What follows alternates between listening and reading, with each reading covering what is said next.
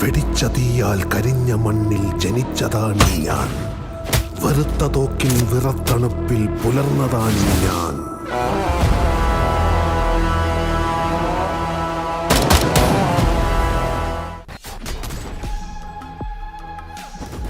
Gokulam ഗോപാലനാണ് production. അപ്പൊ അതിന്റെ ഒരു ക്വാളിറ്റി എന്തായാലും ഈ സിനിമയിൽ ഉണ്ടാവും.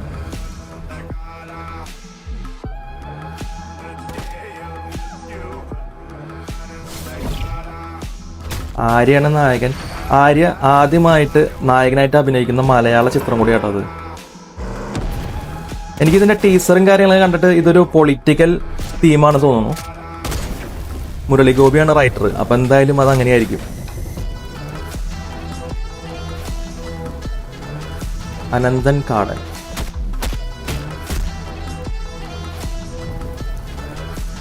ഈ മാസം 25-ാം തീയതിയാണ് റിലീസ്. ഇതൊരു മലയാളം സിനിമയാണ്. തമിഴിലും കൂടിയും ഈ സിനിമ റിലീസാവുന്നുണ്ട്. ഒരു ഡാർക്ക് പൊളിറ്റിക്കൽ ത്രില്ലർ ആക്ഷൻ സെറ്റപ്പിലാണ് ഈ സിനിമ പോകുന്നത്. പരമാവധി പറ്റുന്നവരൊക്കെ ഒന്ന് കാണാൻ ശ്രമിക്കുക. കിടലിനായിരിക്കും.